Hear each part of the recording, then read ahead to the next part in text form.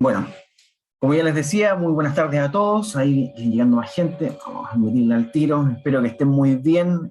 Hoy quedamos en una nueva jornada de este taller de energías renovables, en donde efectivamente eh, la Seremía de Energía la semana pasada ya nos dio un inicio con respecto a toda esta crisis medioambiental que nosotros estamos viviendo y que de cierta forma este nodo energético, o como podríamos llamar este curso que se está dictando, la idea es generar nuevos agentes de cambio y específicamente en los profesores, para que esto pueda masificarse en el tiempo y poder generar nuevas alternativas, tanto de desarrollo de tecnologías como también de desarrollo en los mismos liceos. Así que desde ya, muy bienvenido a cada uno de ustedes. Les quiero, ¿cómo se llama?, recordar cosas bien puntuales. ¿Ya? Una es la carta de compromiso, algo súper importante que más que para nosotros es algo que necesita la Seremía de Energía para poder tener el registro del compromiso de la participación de ustedes. Si no lo tienen, por favor escríbanme, yo les puedo reenviar nuevamente el formulario, ningún problema. Nos han llegado 3 o 4 liceos, si no me equivoco, en lo más, por lo cual necesitamos tener esa carta compromiso que de esta forma compromete al liceo en la participación de esta actividad.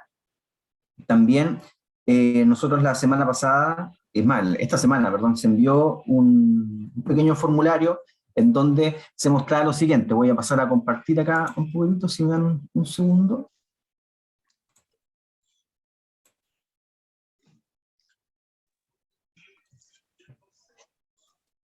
Creo que ya se está viendo, si no me equivoco, en donde se vieron las dos alternativas de trabajo. Estas dos alternativas nos mostró que había la primera, que era generar las actividades los días jueves desde el primer jueves que ya partió ya hasta el 21 de diciembre, ¿ya? O generar la segunda opción, que es hasta el 16 de diciembre, ¿ya? La diferencia simplemente es que sacamos la actividad del 21 para el 16 y generar literalmente en la última sesión una sesión doble, ¿ya? Y por como ven, ustedes pueden evidenciar de que en la mayoría de la encuesta, de las personas que respondieron, tenemos un 83% de las personas que optan por la segunda opción, que es llegar hasta el día 16 de diciembre con esta actividad, ¿ya?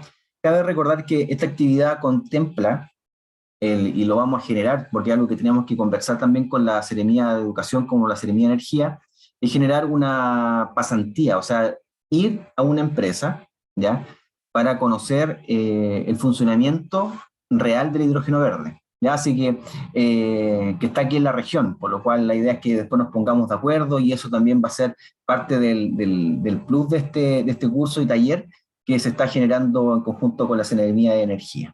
¿Ya? Voy a dejar de compartir acá para que tengamos claro de que estas actividades van a ser hasta el 16 de diciembre.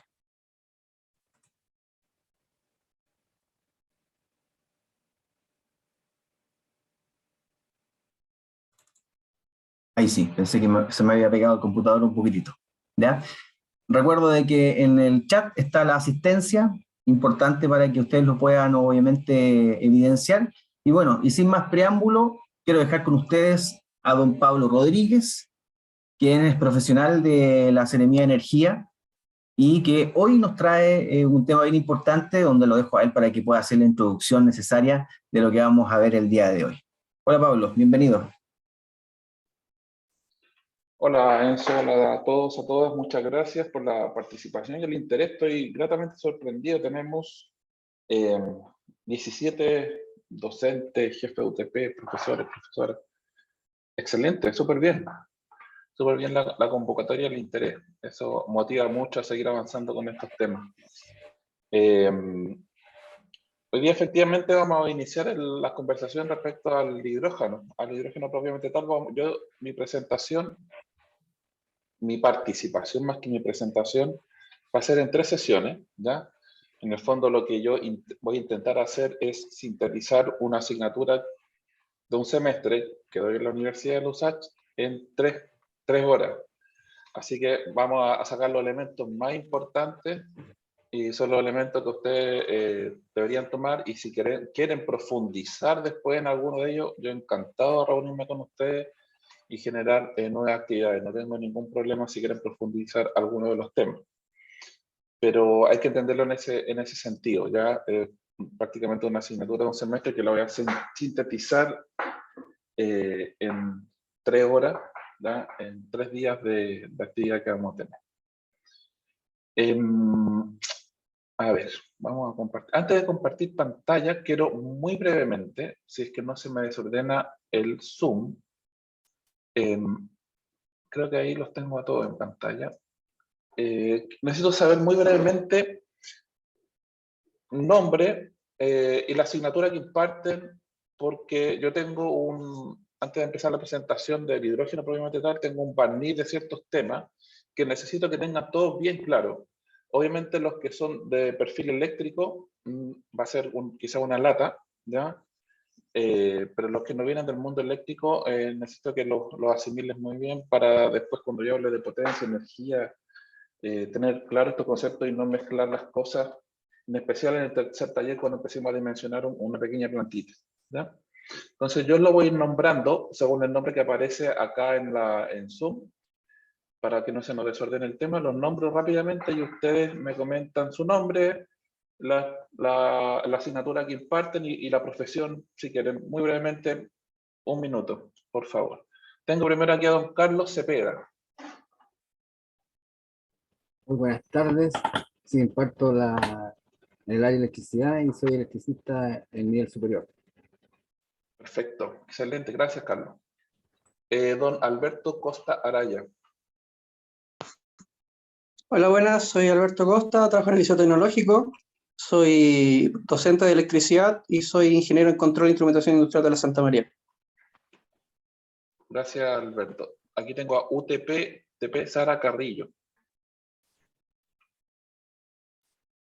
Buenas tardes, como usted leyó recién mi nombre, y soy técnico en administración de empresas, estudié pedagogía en educación media técnico profesional, soy contadora, no tengo nada que ver con el mundo de la electricidad, salvo que con el profesor Carlos Cepeda, soy la jefa de UTP, y durante estos años, 5 años que he estado en la unidad técnica, he aprendido a diferenciar un circuito 912, interruptores, alicates y todo eso. Así que siempre aprendí. Excelente, gracias Sara. Don Luis Vega. Por aquí estamos, Luis Vega. Profesor de mecánica automotriz, hago varias asignaturas. Combustión interna, como se conoce en algunos lados, acá tiene un nombre bastante largo, y también algunas asignaturas relacionadas con electricidad, como mantención y reparación del sistema eléctrico y electrónico. Perfecto. Gracias. Marco Vilches. Hola, buenas tardes. Yo soy profesor de electricidad en el Liceo Industrial de San Felipe, titulado en técnico en electricidad, y actualmente me encuentro estudiando ingeniería civil y eléctrica en la Católica de Valparaíso. Perfecto. Eduardo dice acá, sin apellido, Eduardo solamente. Creo que soy yo, Eduardo Milla, profesor de la Escuela Industrial de San Felipe, soy ingeniero eléctrico y también obviamente realizo clases de electricidad para los alumnos de primero a cuarto medio. Cristian Carmona. Hola, buenas tardes. Yo también soy de San Felipe, la Escuela Industrial de San Felipe, del Departamento de Mecánica Automotriz. Alguna asignatura como inyección electrónica, también módulos relacionados con medio ambiente, normas contaminantes, ese tipo de cosas. Perfecto, gracias Cristian. Aquí dice Gamal.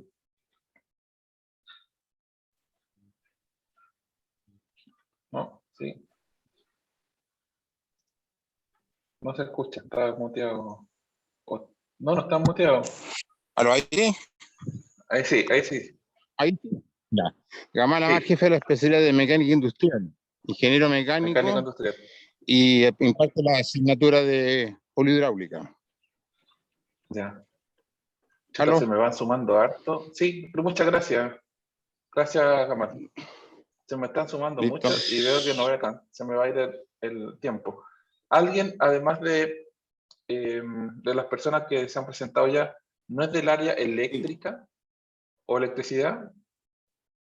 Que levante la mano y abre el micrófono y me comenta. Que no sea Por del acá, área Roberto netamente Gallardo. eléctrica o electricidad. Don Roberto. Industrial de San Felipe, mecánica automotriz. Mecánica automotriz. Gracias, Roberto. ¿Alguien más? Sí, Agustín Muriel, de la Escuela Industrial, coordinador técnico de las especialidades, Ya. que son 5 a propósito, entre ellas electricidad. Perfecto. ¿Alguien más que no sea netamente eléctrico o del área de electricidad 100%? Marcela tiene la mano. Sí, soy profesora de ciencias en general de un liceo excelente. técnico agrícola. Estupendo. Gracias, Marcela. Ahí creo que tengo un panorama, tengo más o menos APP 5 profesores o participantes que no son del área. Entonces, para ellos esta introducción que tengo le va a hacer sentido para principalmente el taller 3. Este es el taller 1 de 3 que voy a dar yo. Después vamos a tener otras actividades con otros participantes. Ahora voy a compartir pantalla.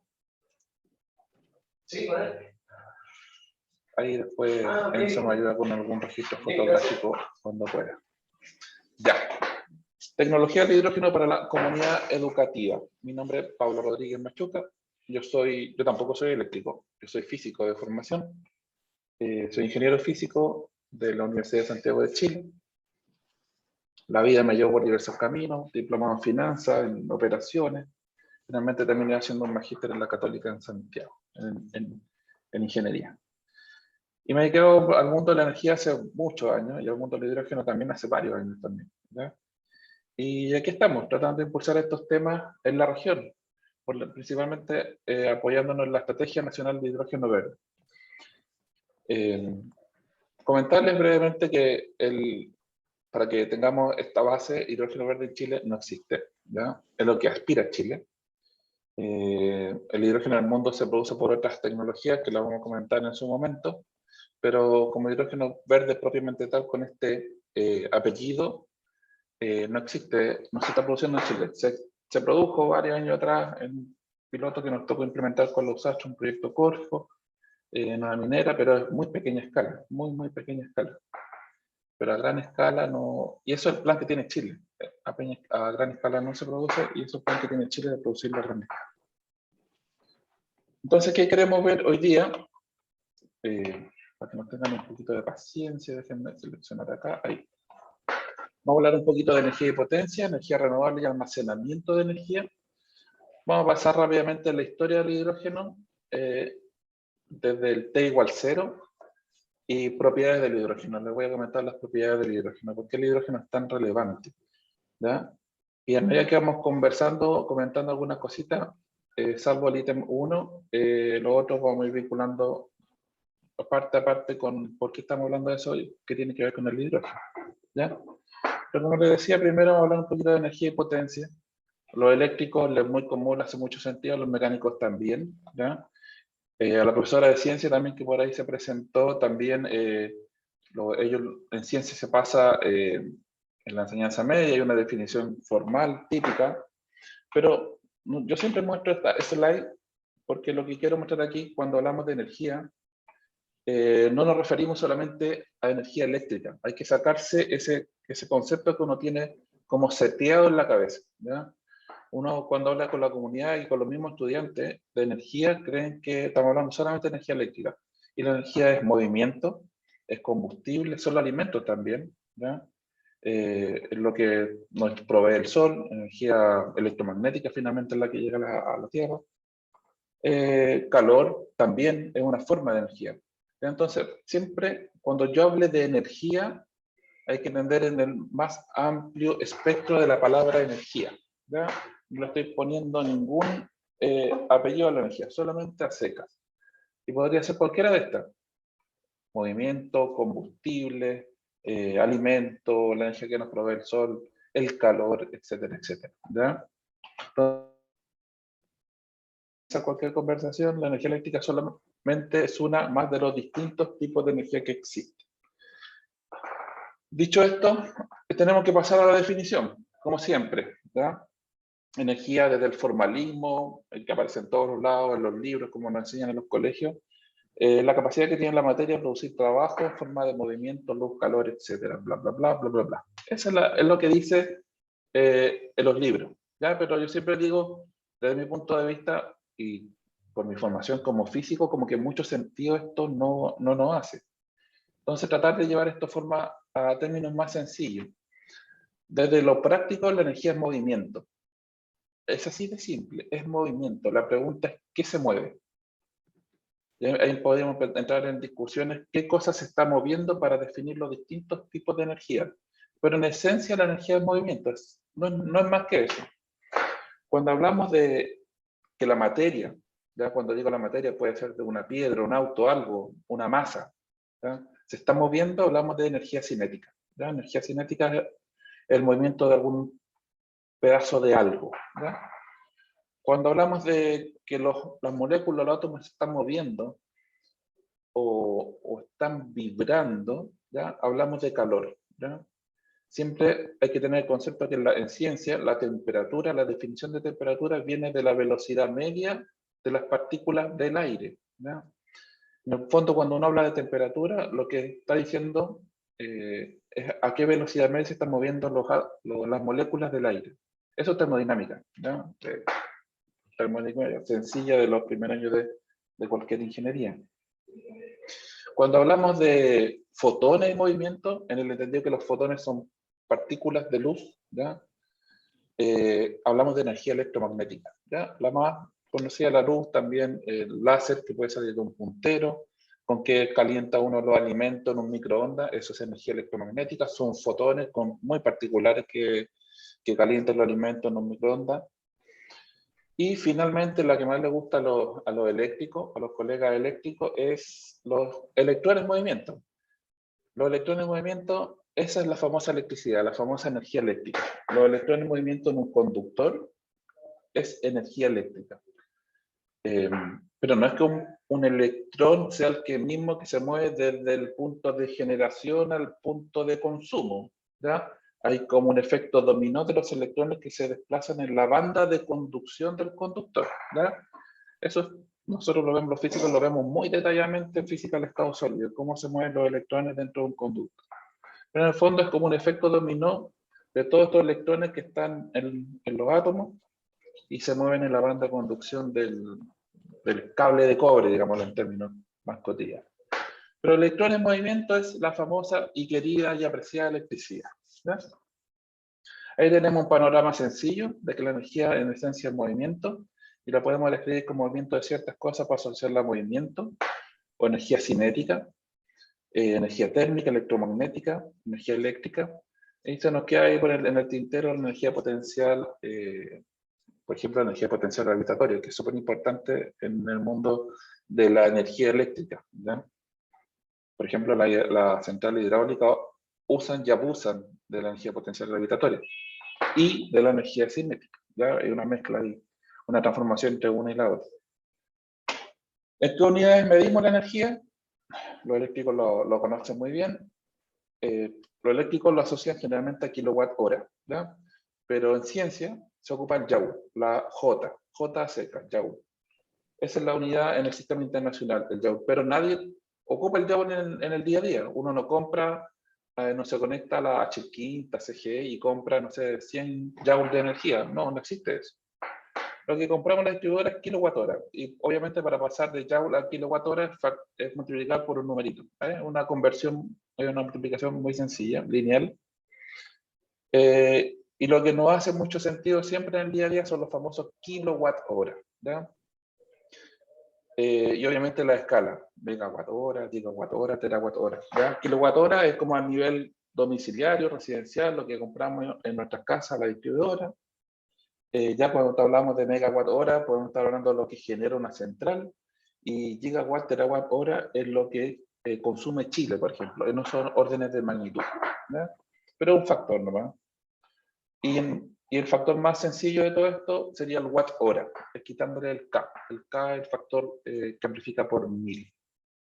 Pero también hay otra unidad de medida, las calorías, por ejemplo, ¿ya? Para ello también tenemos kilocalorías, teracalorías, etc. Las calorías son muy comunes en los alimentos, por ejemplo, cuando uno compra un alimento, mira la tabla alimenticia y dice cuántas calorías tiene el alimento. O sea, le está diciendo cuánta energía le podría proporcionar a una persona comerse algún alimento. Aquí tenemos el panorama rápido, sencillo, de base para algunos de los participantes de lo que es energía. ¿Ya? ¿Qué destacar de esto? El kilowatt hora. ¿Ya? El kilowatt hora, que es la unidad que siempre vamos a estar ocupando después, quizás la tercera sesión, que son las unidades como más convencionales de energía y está muy relacionado, muy relacionada a la energía eléctrica. No quita que yo quiera medir energía cinética o energía electromagnética en kilowatt hora, también puedo hacerlo. Si es una unidad de energía completamente válida, pero está más vinculada, como le decía, a la energía eléctrica. Potencia, otro concepto importante. Se me arrastró, se me tuvo un problema con la presentación y me he dado cuenta que quedó pegado ahí el monito. En el formalismo en la literatura es la cantidad de trabajo efectuado por unidad de tiempo, ¿ya? Y como siempre trato de explicarlo de forma más sencilla, es la propiedad que tiene un sistema, una propiedad intrínseca de algo, ¿ya? De una máquina, por ejemplo, o un dispositivo. ¿Funciona o no funciona el equipo? ¿Funciona o no funciona una plancha? ¿Funciona o no funciona? Bueno, ya que está el generador, este es un generador, un icono de un generador. ¿Funciona o no funciona? Tiene una potencia asociada, ¿ya? Lo ocupemos o no lo ocupemos, consuma energía, entregue energía, haga lo que haga, el equipo per se tiene una potencia asociada, ¿ya? En términos sencillos, potencia es que tan rápido se transforma la energía. ¿A qué me refiero con esto? Por ejemplo, el hervidor eléctrico, el hervidor de agua, el hervidor eléctrico de agua. Cuando uno mira la placa que aparece abajo, todo el equipo tiene que identificar la potencia eléctrica. Puede decir, no sé, 1200 watts. 1200 watts son 1,2, obviamente, kilowatts.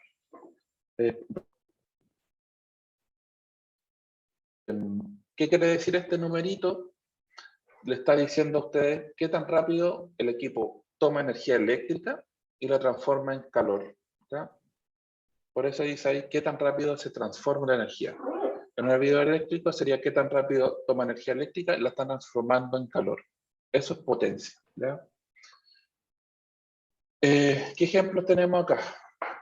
¿Ya? Como ya le decía, el hervidor, que tan rápido toma energía eléctrica y la transforma en calor. Una ampolletita, que tan rápido toma energía eléctrica y la transforma en luz. Un generador es que tan rápido toma combustible y lo transforma en energía eléctrica. La plancha toma energía eléctrica y la transforma en calor. Y un vehículo, que tan rápido toma combustible y lo transforma en energía mecánica, ¿ya? En movimiento, ¿ya? O energía cinética. En realidad uno habla de energía mecánica, lo correcto ya, pero energía cinética. Eso es potencia, ¿ya? Un pequeño paréntesis, si tienes dudas, algún concepto que esté ocupando mal o no se entiende, por favor, abre el micrófono y lo preguntan inmediatamente para no arrastrar quizá un concepto errado o alguna omisión de mi parte en el resto de la conversación. No tengan problema en abrir su micrófono e interrumpirme nomás, ¿ya? Acá tenemos entonces, como les decía, acá está la definición de potencia y es qué tan rápido se transforma la energía, con distintos ejemplos bastante cotidianos, ¿ya? Obviamente tenemos que medirla, tenemos que tomar una unidad de medida. ¿Y cómo se mide la potencia? En energía partido por tiempo. Energía, le dije en la slide anterior, que era Joule. El tiempo se mide en segundos en el Sistema Internacional de Unidades. Y Joule partido por segundo se define el watts, ¿ya? El watt siempre se escribe con doble mayúscula porque está asociado a James Watt, un ingeniero mecánico escocés, el que hizo la primera máquina a vapor en 1800, a fines de 1800, ¿ya? Nunca recuerdo muy bien la fecha. Pero por eso la W es mayúscula, ¿ok? Cuando hablamos de watt, pocas veces se ocupa el watt, salvo quizás para la ampolleta LED, cosas de poca potencia, pero cuando tenemos cosas de más potencia, para no escribir tantos ceros asociados al número, pues ocupamos los kilowatts, los megawatts, los gigawatts, ¿ya? Esas son las unidades de medida para la potencia, ¿ok? Entonces, al igual que la slide anterior, aquí reforzarles que lo que vamos a estar conversando más regularmente va a ser sobre los kilowatts, ¿no? Los watts, una unidad muy pequeñita, sirve para aparatos de baja potencia, pero generalmente cuando hablemos después de una celda de combustible, un electrolizador, vamos a estar hablando del orden de los kilowatts y eventualmente si queremos pensar algo más grande, ¿por qué no de los megawatts? ¿No? Y esta es la unidad media que también está más relacionada con temas eléctricos, ¿no? Más que con temas mecánicos, porque cuando se habla de potencia de un vehículo, generalmente no se habla en watts o en kilowatts, se habla en HP, en caballos de fuerza, ¿no? Pero una conversión es pasar de un número a otro multiplicando por algo. Profesores, una pregunta.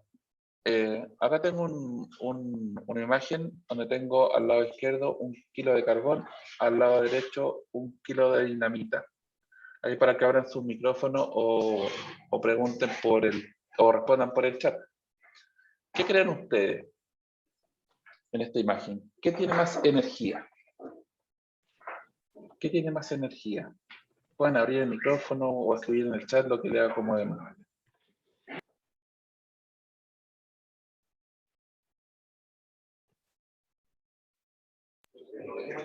A ver, voy a abrir el chat acá. El carbón, dice Iván. ¿Alguien más?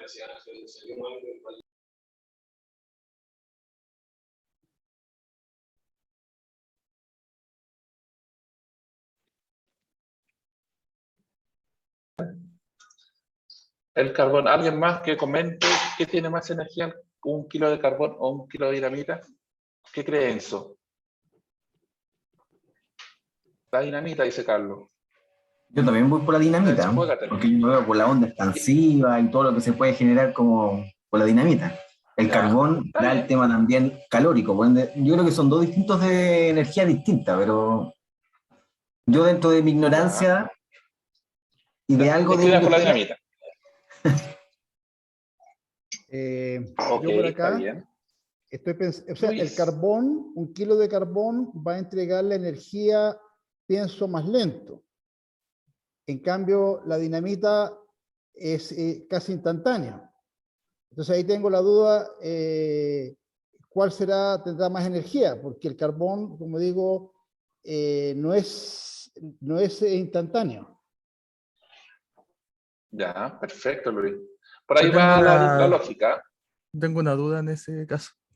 Marco, según yo, va a depender bastante de a qué energía nosotros queramos llegar, porque si necesitamos una energía por la onda explosiva o cinética, por así decirlo, energía cinética, la TNT podría ganar en ese ámbito, pero si necesitamos un combustible, la pólvora de la TNT quizás no nos ofrezca un buen combustible para lo que sea una central termoeléctrica o esto.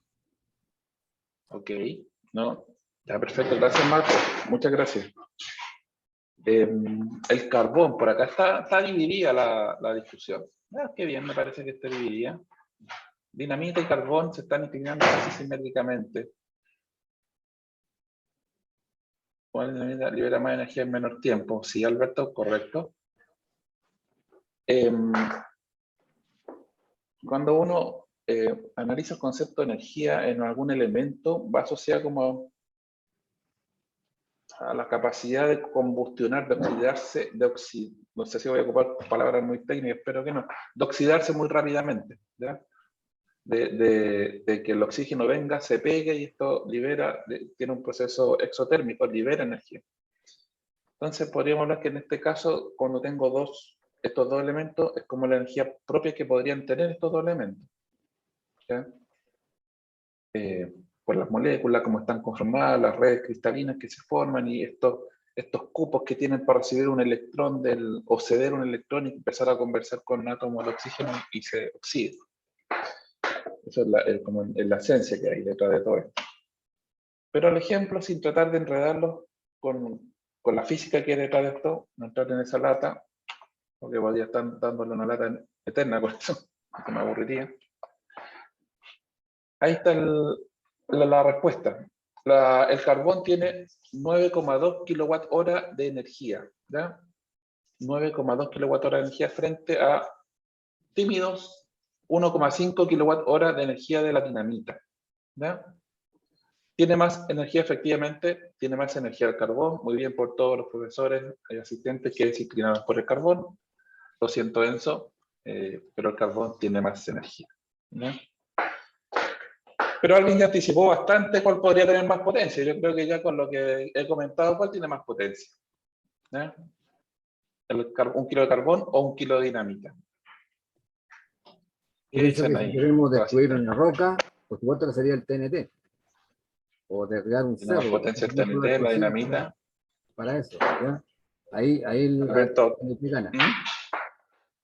Ya, gracias, Carlos. Alberto lo anticipó bastante bien ahí. Iván también se inclina por la dinamita. Yo creo que la mayoría se va a inclinar por la dinamita. Bueno, efectivamente, acuérdense que la potencia es que tan rápido se transforma la energía. Y si uno tiene en mente esa definición, la pregunta que uno se hace es qué tan rápido se transforman estos 9,2 kWh en energía. ¿Y qué tipo de energía? Calor, principalmente, y luz. Cuando uno enciende carbón, ¿qué pasa? Calorcito, palasadito rico, y luz. Eso se genera. ¿Qué tan rápido se transforma? Y por otro lado la dinamita. Cuando le damos la ignición a la dinamita, la encendemos. ¿Qué tan rápido se transforma esta masa, este kilo de dinamita, efectivamente en una onda expansiva, en una onda mecánica, en energía mecánica? ¿Ya? Esta es la pregunta. Y se responde solo. El carbón puede estar quizás muy poco generoso, fuimos acá, 30 minutos encendido, quizás más. ¿Ya? La dinamita, en un abrir y cerrar de ojos, rompe una roca, rompe un cerro, destruye todo. ¿Ya? En 0,05 milisegundos desaparece la dinamita, se transforma en una onda mecánica. Por lo tanto, evidentemente, al hacer la división, hacer los números, tiene más potencia la dinamita y muchísimo orden de magnitud más que el carbón, ¿ya? Que el mismo kilo de carbón. Un kilo de carbón tiene solamente 18 kilowatts de potencia y un kilo de dinamita 30.000 kilowatts de potencia. Por eso ocupamos carbón. Por eso no ocupamos carbón para romper una roca o derribar un cerro, y tampoco hacemos asados con dinamita. ¿Ya? Es como obvio, ¿cierto? Con esta lámina yo creo que creo que queda más claro el concepto y la diferencia, en especial para los no eléctricos, la diferencia entre energía y potencia, ¿ya? Porque tenerla súper clara después, en especial cuando hablemos en el taller 3. ¿Ya? Vamos a ocupar por separado estos dos conceptos. Entonces, acá con este panorama tenemos una vinculación de energía y potencia, pero con esta otra slide, que también se me quedó pegado el monito, también podemos hacer la vinculación. ¿Cómo se relaciona la energía y la potencia? Yo creo que los eléctricos todos deben saber esto. La energía y la potencia se relacionan a través del tiempo. ¿Ya? La energía es igual a potencia por tiempo. Lo único cuidado, la única sutileza que hay que tener acá, por favor, y he visto, y lo digo por favor porque he visto proyectos eléctricos de ingenieros eléctricos donde hacen mal las conversiones. ¿Ya? Y a veces se les va nomás por la rapidez o porque están sobrevendidos y se les va nomás. Pero hay que tener mucho cuidado con qué unidad ocupamos para cada uno de estos numeritos. Entonces, teniendo esa salvedad, para tener kilowatt-hora, obviamente tenemos que tener la potencia escrita en kilowatts, no en watts, ni megawatts, ni ninguna otra cuestión. En kilowatts, y el tiempo en horas. El tiempo en horas, ¿ya? Soy súper majadero en eso, como le digo, porque me ha tocado revisar proyectos que uno dice, chuta, ¿qué hizo aquí este ingeniero? Y dice, no, lo vamos a mandar a cuarto medio de nuevo. Pero bueno, después de ser majadero en ello, aquí tengo algunos ejemplos muy sencillos para que lo podamos visualizar. El hervidor eléctrico, un hervidor de casa, que tenemos todas nuestras casas, de forma referencial 1000 watts o 1 kilowatt. Si está encendido 5 minutos para que hierva el litro y medio de agua, esos 5 minutos llevado a tiempo, llevado a escala de horas, 5 minutos son 0,08 horas. Por lo tanto, la energía que consume ese hervidor de 1 kilo en hervir el litro de agua, el litro y medio, es 0,08 kilowatt-hora de energía. ¿Ya? La ampolletita LED, ¿ya? De 20 watts, una razonable, no es tan chiquitita, 20 watts el LED, una de 20 watts. Como no me sirve el watt, tengo que llevarlo a kilowatt. El 20 watts equivale a 0,02 kilowatts, ¿ya? En la división, ¿no? En la escala correspondiente. Y si la tengo encendida toda la noche, 4 horas, no toda la noche, la noche es más larga, pero la tengo encendida 4 horas, en horas de la noche obviamente, va a consumir esta ampolleta encendida 4 horas, 0,08 kilowatt hora de energía. Wow. La ampolletita LED encendida 4 horas consume la misma energía que el hervidor encendido 5 minutos. Bueno, eso por las potencias. Uno tiene mucho más potencia que la otra. Es como, ok, esto es matemática, no hay nada que hacer.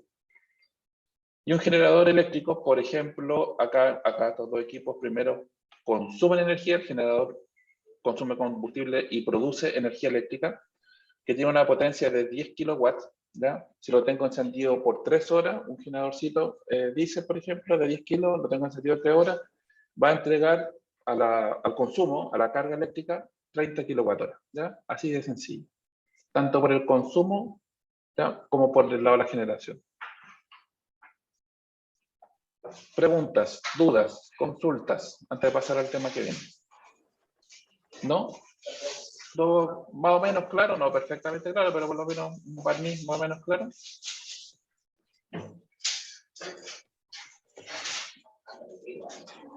Está claro. Perfecto.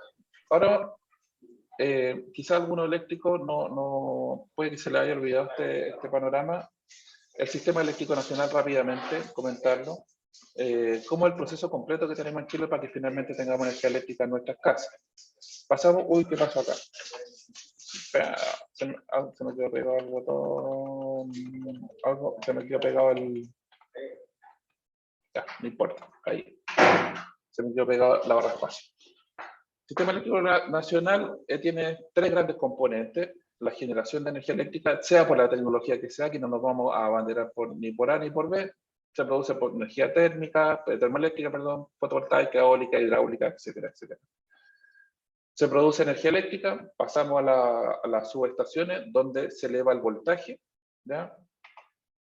Para luego pasar la energía eléctrica a las torres de transmisión. Tenemos proceso de generación, luego tenemos el proceso de transmisión, que son las torres de alta tensión. A alta tensión es un poco como obvio, porque elevamos la tensión en esta subestación, ¿cierto? Y luego pasamos por la subestación, que tomamos un voltaje alto, bajamos voltaje para llevarlo a la distribución y finalmente a los consumos, ¿ya? A las casas, a los consumidores. Rápido, muy sencillo. ¿Cómo es el proceso completo? Tenemos un proceso de generación, subestación, proceso de transmisión, subestación, y el proceso de distribución, y finalmente con esto llegamos a nuestras casas, ¿ya? Estos sistemas son independientes, ¿ya? Así está determinado por ley y como está indicado muy claramente en el Coordinador Eléctrico Nacional, la página coordinador.cl, ¿ya? Y en Chile tenemos, nosotros por lo menos con la región de Valparaíso y desde Arica hasta Puerto Montt, estamos conectados al Sistema Eléctrico Nacional, al CEN, ¿ya? Antes estaba dividido en dos, el norte grande y el central, se unió por una gran línea de transmisión y quedó el CEN. Y después tenemos uno en Aysén, uno en Magallanes, como sistemas medianos, y bueno, hay sistemas pequeños y La Pascua y la isla, cosas más insulares. También comentarles rápidamente que este sistema eléctrico nacional tiene 2 grandes componentes. Por un lado tenemos la infraestructura, que implica una alta inversión de equipos. Con los equipos hablamos de las centrales, las plantas productoras de energía, la transmisión, la distribución. Esto no es barato, ¿ya? Y lo pagamos todos los chilenos en nuestras boletas, obviamente. Y también la infraestructura tiene que ser segura, redundante. En términos muy gruesos, la generación de energía eléctrica en Chile está la capacidad de generar, ojo con lo que estoy diciendo, ¿ya? Es más o menos el doble de lo que necesita Chile, ¿ya? Y esto es redundancia. O sea, los ingenieros eléctricos lo tienen mucho más claro que yo, los sistemas son redundantes, porque si se van cayendo centrales, Chile tiene que ser capaz de rápidamente suministrar la energía que necesitamos en el sistema. Entonces, por eso está como duplicada la capacidad instalada, es redundante. Y también pasa mucho en la transmisión, ¿ya? Si se cae una torre, no se puede caer todo el país, entonces tiene que haber una redundancia en la transmisión. Por otro lado tenemos la infraestructura, por otro lado tenemos la operación. Se pide el sistema en la CNE, en el fondo lo que hace como organismo que regula todo esto, dice, oye, todo esto tiene que funcionar de forma óptima por el lado técnico y por el lado económico, ¿ya? Por el lado económico, Chile se rige por un modelo que se llama de costos marginales. Si alguien quiere entrar en más detalles de a qué me refiero con costos marginales, puede verlo aparte con los que estén interesados, pero cómo funciona el mercado eléctrico por un modelo que se llama de costos marginales, ¿ya? Y esto tiene que ser, esa es como la operación óptima financiera del sistema, pero también tiene que funcionar técnicamente de la manera más óptima posible. ¿Y la operación que se paga cuando hablamos de operación? Obviamente pagamos la mano de obra, los operadores, pero también tenemos que pagar los combustibles de las centrales, en especial las termoeléctricas, carbón, gas, petróleo, ¿ya? Entonces esto hay que tenerlo claro, y todo esto, nosotros, todos los consumidores, clientes libres, clientes regulados, si alguien quiere ahondar más en eso también podemos hacerlo en otra actividad, todos pagamos estos dos componentes, de una u otra forma en la boleta, ¿ya? Y el Estado no participa, y muchas veces me gusta reforzar esto, no participa en esto, lo único que hace el Estado es regular, ¿ya? Porque el Estado no pone centrales, no pone torres, no pone distribución, no invierte en ello, es un sistema privado que lo que hace el Estado es regular, ¿ya? Y que funcione de la forma más óptima posible, financiera y económicamente. Pasando a la generación propiamente tal, porque transmisión y distribución son cables más gruesos, más delgados, torres más grandes, torres más chicas, viene siendo cable y torres, ¿ya? Por el lado de generación, obviamente ustedes ya saben esto, lo voy a pasar muy rápido, tenemos dos formas de clasificarlo, por la fuente renovable y no renovable. Por el lado de las renovables son inagotables, ¿ya? Todos los días sale el sol, todos los días hay viento, tenemos el ciclo del agua todos los días en alguna parte del planeta, ¿ya? Sí, algunos me dicen, sí, pero acá no llueve más, ok, pero en alguna parte sí. Lo que no está lloviendo aquí está lloviendo en otra parte del globo. Pero tienen un problema, ¿ya? La generación variable. Y esto es un gran problema, y que el hidrógeno, ¿ya? El hidrógeno podría venir a apoyar a esta componente, a la famosa componente de la generación variable por el lado de una fuente renovable. Las fuentes no renovables, aquí no hay ni buenas ni malas. Yo solamente voy a comentar muy objetivamente cada una de ellas. Las fuentes no renovables, tenemos reserva limitada, el carbón es finito, el diésel, el petróleo crudo, obviamente, es finito, el gas natural es finito. Los humanos vamos a consumir todos estos combustibles, lo vamos a sacar del planeta y se acabó, y no va a haber más. Fin.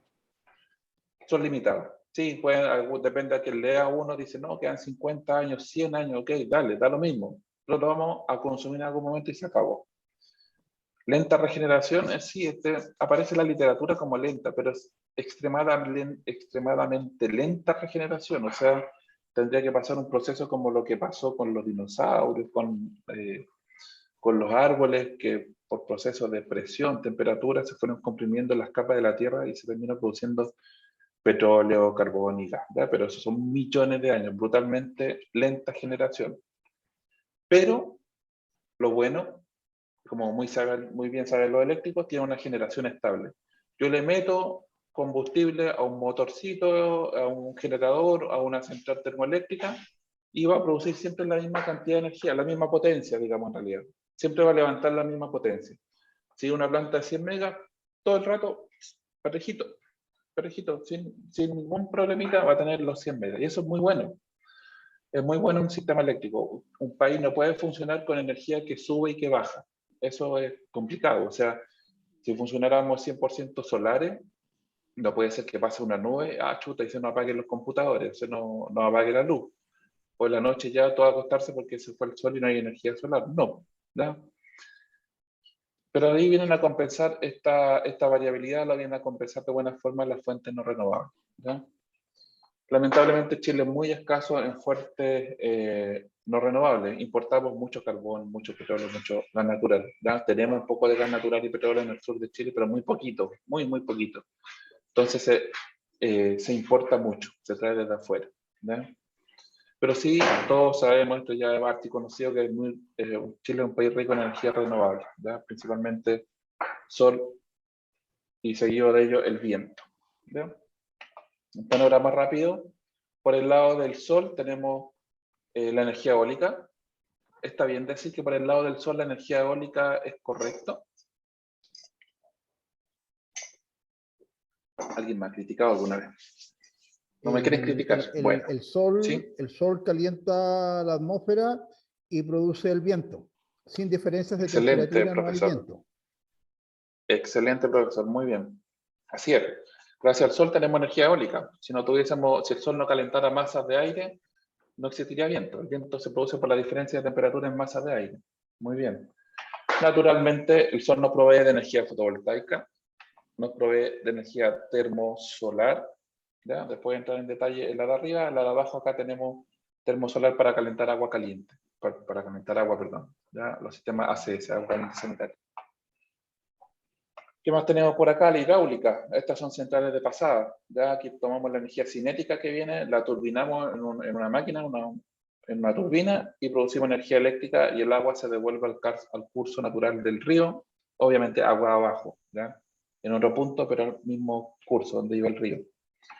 La geotermia, ¿ya? Donde tomamos el calor que está en la tierra para producir energía eléctrica en un ciclo de vapor. Y la ondimotriz. La ondimotriz es producto de las mareas, ¿ya? Porque tenemos ondimotriz y mareomotriz. Y la ondimotriz proviene de las, perdón, creo que lo dije mal, la ondimotriz proviene de las olas. Tomamos la energía que se captura de las olas para producir energía eléctrica, ¿ya? Y las olas se producen por los vientos, ¿ya? Y los vientos, como muy bien lo dijo Luis, provienen gracias al sol. Y por otro lado, finalmente tenemos la energía mareomotriz, ¿ya? Que ahí viene por las mareas, y las mareas las tenemos principalmente gracias a la luna, ¿ya? Entonces, gracias al sol tenemos todas estas de acá arriba: eólica, fotovoltaica, termosolar, hidráulica, geotermia y ondimotriz. Y por el lado de la luna tenemos la mareomotriz, ¿ya? Un panorama muy, muy rápido. Si alguien quiere ahondar más, siempre le invito a que lo conversemos y podemos generar conversaciones paralelas. Luis, dígame. Sí, tengo una duda con la geotérmica. ¿Por qué el sol produciría la geotérmica si la geotérmica, desde mi punto de vista, se produciría por la presión interna de la Tierra? Sí, en esa escala sí. Pero si no tuviésemos una estrella madre, ¿ya? Donde se formó los protoplanetas en un principio, en realidad no existiría nada, ¿ya? Pero fue el Sol que empezó a aglomerar masa en el universo, moléculas de gases se empezaron a comprimir, se encendió el Sol, así de literal el tema, y se empezaron a formar estos protoplanetas y empezaron a acumular energía de una u otra forma, ¿ya? Por los mismos materiales que tenían en su interior. Pero es como obvio, uno dice, lo discutió harto y lo quería sacar, pero al final, en esencia, si no estuviese el Sol, no se habrían formado como los sistemas planetarios, ¿ya? Pero uno podría decir, efectivamente, Luis, aislarlo de ahí y decir que es una energía propia como de la Tierra, ¿no? Casi intrínseca de la Tierra. Ojo que no todos los planetas lo tienen, ¿ya? Porque la energía geotérmica proviene de unas condiciones muy propias que tenemos en la Tierra, las corrientes de lava y cosas por el estilo que son capaces de finalmente tener esta energía geotérmica, ¿ya? Pero en un sentido como bien romántico podríamos decir que proviene del Sol, ¿ya? Una pregunta, por otro lado, ¿sí? Dígame. Para actualizarme, yo entiendo que en Puerto Montt, en donde se usa el ciclo de marea alta y baja, más 7 metros, no sé si estoy bien. Quiero que en el canal de Chacao creo que está incorporado el proyecto, pero creo que no prosperó, Carlos. No estoy muy seguro.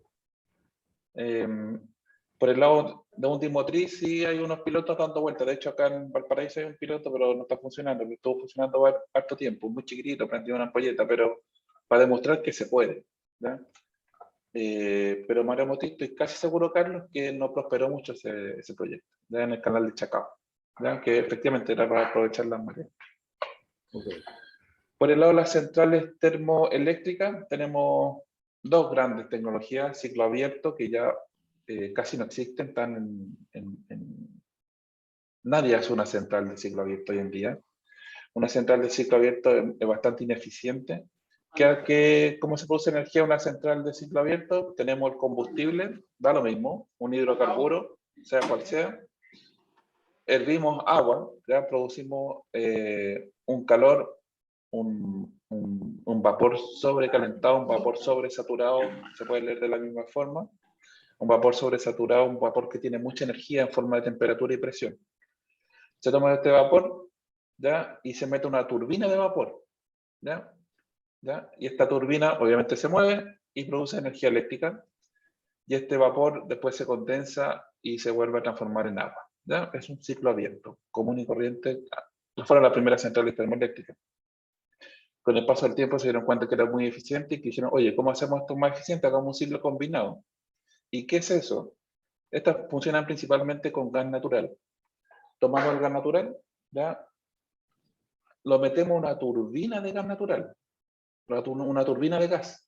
O sea, el gas lo tomamos y explota dentro de la turbina y esta explosión, una explosión controlada, obviamente, mueve la turbina y produce energía eléctrica. Check, sale energía eléctrica acá. Luego, el rechazo del gas sale tan caliente que este calor todavía se puede aprovechar. ¿Y qué hacemos con este calor? Calentamos agua y sale un vapor sobresaturado nuevamente, y este vapor lo que viene a hacer es meterse en una turbina de vapor para nuevamente producir energía eléctrica, ¿ya? Y luego este vapor sale de la turbina y se vuelve a transformar en agua en un intercambiador de calor, ¿ya? Entonces pueden ser sistemas acoplados por separado, lo importante es que aprovechemos el calor residual que tenemos de una turbina de gas para luego mover una turbina de vapor, ¿ya? Y las centrales termoeléctricas que existen en Chile principalmente son de ciclo combinado, ¿ya? Porque son mucho más eficientes que una de ciclo abierto. Pero no siempre tienen que ser quemando algún hidrocarburo, ¿ya?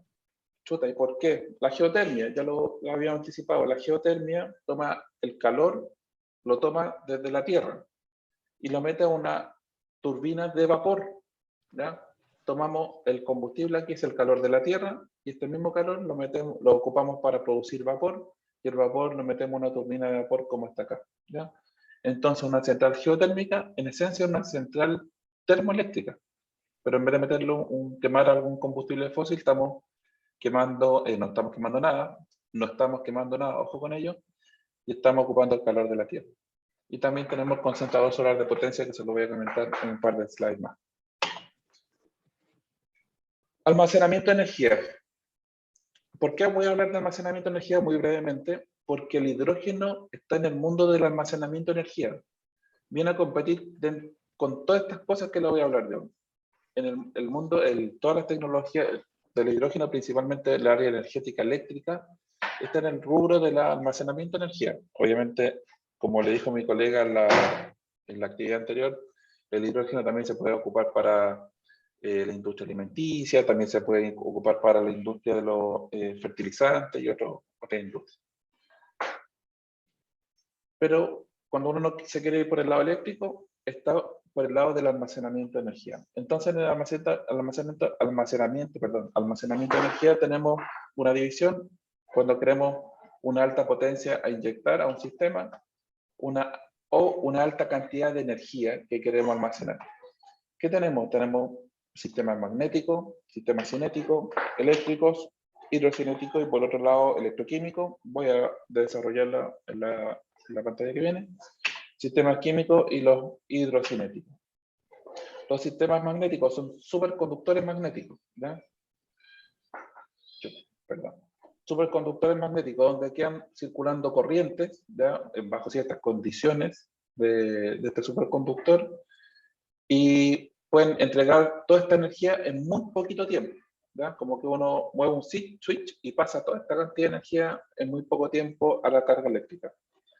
De gran escala y como quizás muy masivo, no es, ¿ya? Pero existen y se pueden desarrollar. El sistema cinético, los volantes de inercia. Les voy a mostrar, hay una slide, un volante de inercia, se lo voy a explicar un poquito brevemente. Sistema eléctrico, supercondensadores, ¿ya? Los eléctricos saben muy bien lo que es un condensador. En el fondo, un supercondensador no es algo pequeñito como los condensadores de electrónica, que son estos como tuitos o las de los cerámicos, sino que ya son equipos bastante más grandes donde se almacena bastante energía, pero como buen condensador la entrega en muy poco tiempo. Los sistemas hidrocinéticos, sistema de bombeo, una slide más adelante se la voy a detallar un poquito más. Sistema electroquímico, las baterías, ¿ya? Común y corriente, desde las de plomo ácido hasta las de ion litio, pasando por todas las que queramos pasar. Sistemas químicos, aquí aparece el hidrógeno, ¿ya? Es una forma química de almacenar energía, el hidrógeno. Y los hidrocinéticos también están por este lado de acá, ¿ya? Como una alta cantidad de energía que podemos almacenar, o también podría ser como una alta cantidad de potencia que podemos tener disponible, ¿ya? Aquí vemos un panorama rápido de cómo están los proyectos a nivel mundial. Igual esto 2016 en el mundo de la energía, de la ingeniería, es como un poquito antiguo, van a disculpar. A nivel mundial existían 950 proyectos electroquímicos de almacenamiento de energía. Eso es lo más común, principalmente baterías, ¿ya? Había poquitos proyectos de hidrógeno para el lado de almacenamiento de energía. Algunos electromecánicos, hidroenergía de bombeo, ¿ya? También habían bastante. Aquí después les voy a compartir la presentación para que vean los números, pero no es más que eso, les da un panorama de cómo se está almacenando la energía al año 2016 con datos de Sandia Corporation, ¿ya? Una forma también bastante visual de ver el panorama, cómo podemos almacenar energía, es con este gráfico. Acá tenemos la capacidad de energía en potencia, desde 1 kilowatt hasta 100 megawatts, y por el lado, en el eje vertical, el tiempo que puede almacenar la energía. Tenemos por este lado más extremo las represas de agua. Obviamente yo podría llenar un embalse y tenerlo mucho tiempo, igual se evapora, ojo, no es eterno porque el agua se evapora. Días, meses almacenada el agua, y si yo tengo buenas turbinas abajo, podría entregar mucha potencia, ¿ya? Por el lado más pequeñito, al otro extremo, los ultracapacitores, los supercapacitores, ultracapacitores o los volantes de inercia pueden almacenar rangos relativamente pequeños de potencia y por poquito tiempo, ¿ya? Del orden de algunos decenas, centenas de segundos o minutos, ¿ya? Sistemas de aire comprimido, baterías más avanzadas que las típicas de plomo ácido, estamos hablando aquí obviamente las de ion litio, etc. Este es un panorama que nos muestra cómo se puede almacenar la energía, pero sin que aparezca todavía el hidrógeno. Y miren acá, esto es importante, aparecen los tanques de combustible, ¿ya? Acá, que se refiere que tomé la imagen de un paper, en realidad son los estanques de combustible, no se imaginan un tanque de guerra. Los estanques de combustible es una forma de almacenar energía. Por eso también el hidrógeno, cuando se habla de que el hidrógeno lo vamos a ocupar en la minería, en los camiones de minería, en camiones de pequeña escala, como lo que está trayendo Hyundai, por ejemplo, lo que viene a hacer es a desplazar, a no consumir diésel, ¿ya? Viene a reemplazarlo, a sacarlo de la jugada, incorporarse como un almacenamiento de energía. Porque finalmente tener un estanque de petróleo, de diésel, de benzina, de querosene, eso es energía almacenada, ¿ya? Por eso acá hablamos de no más que tanque, son estanques de combustible. Ejemplo breve, acá tenemos una central de bombeo, donde lo que se hace aquí cuando la energía es barata, toman energía de la red eléctrica, como es barata, y se bombea agua a este reservorio, artificial obviamente, que está acá, ¿no? Y cuando en las tardes, noches se necesita más energía y la energía es cara, se deja caer el agua y se turbina y se produce energía eléctrica. Esto es una central de bombeo, ¿no? En Chile tenemos un proyecto, quizá algunos lo conocen, lo han escuchado por ahí, se llama de la empresa Valhalla, se llama Espejo de Tarapacá. Ha luchado harto por salir adelante, no se quiere hacer este proyecto acá en el norte de Chile, 100 kilómetros al sur de Iquique. Lo que quieren hacer estos chiquillos es tomar agua del mar, ¿ya? No hay que desalarla ni nada, obviamente hay que filtrarla para que no dañe los motores que la van a elevar. Se eleva a 630 metros y acá se deja en este reservorio que es más natural, la topografía así lo permite. Y obviamente cuando Chile en las horas de noche no tenemos el sol y la energía es más cara, por el tema de los costos marginales que en algún momento les comenté, se deja caer el agua y se produce nuevamente energía eléctrica, ¿ya? Esto es una forma de almacenar energía. Esta planta, por ahí en algún momento yo leí que estaba asociada a una planta fotovoltaica, pero hoy día que lo revisé en la mañana, como que separaron los proyectos. Bueno, como les decía, les voy a compartir después la slide, acá está el link para que ustedes puedan interiorizarse más de esto. También hay sistemas de aire comprimido, donde se toma energía de la red. Siempre la lógica acá está con los precios. Uno dice, oye, pero esta es como absurdo, tomáis energía y después la producís de nuevo. Qué absurdo esto. Sí, de buena primera suena como absurdo. Obviamente la eficiencia se va perdiendo plata por la eficiencia propia de cada sistema, pero es un tema económico, porque en ciertos momentos del día, en Chile y también en otros países, la energía es más barata, muy barata, porque hay mucho sol, hay mucho viento, entonces la energía toma costos marginales muy, muy pequeñitos, y a veces cero. En ciertas partes del país, en algunas barras, en algunas subestaciones de transmisión, donde se acopla con la generación, en algunos momentos del día puede llegar a ser cero, ¿ya? Entonces en ese momento la energía, o $1 el megawatt hora, muy, muy barata. Entonces en ese momento conviene tomar esa energía y almacenarla. Aquí, ¿qué toman la energía? Comprimen aire y lo almacenan en cavernas, generalmente son cavernas de sal. Se comprime y queda almacenado el aire comprimido acá. Y después cuando se necesita energía, se deja salir este aire comprimido. Como está comprimido, toma temperatura, inevitable, termodinámica, toma temperatura.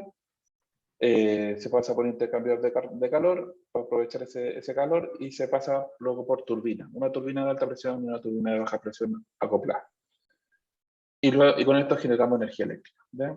Pero ojo con esto, la lógica aquí siempre en almacenamiento, ya está en hidrógeno también, el costo de la energía, el famoso costo marginal. Hay momentos de la energía que es más barata y en ese momento nos conviene almacenar esta energía y después venderla por el sistema que sea en un momento que la energía es mucho más cara.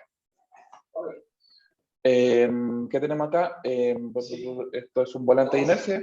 Un volante de inercia, lo que hacemos es algo similar.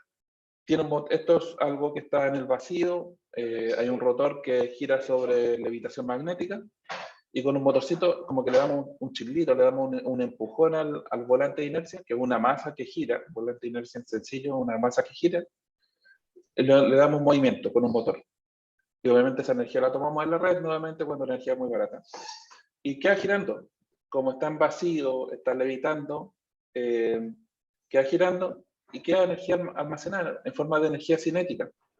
Y cuando yo necesito transformar energía eléctrica, esto obviamente está acoplado a un eje, conecto el eje y toda esta energía de rotación pasa al eje y finalmente produce energía eléctrica en algún motorcito, ¿no?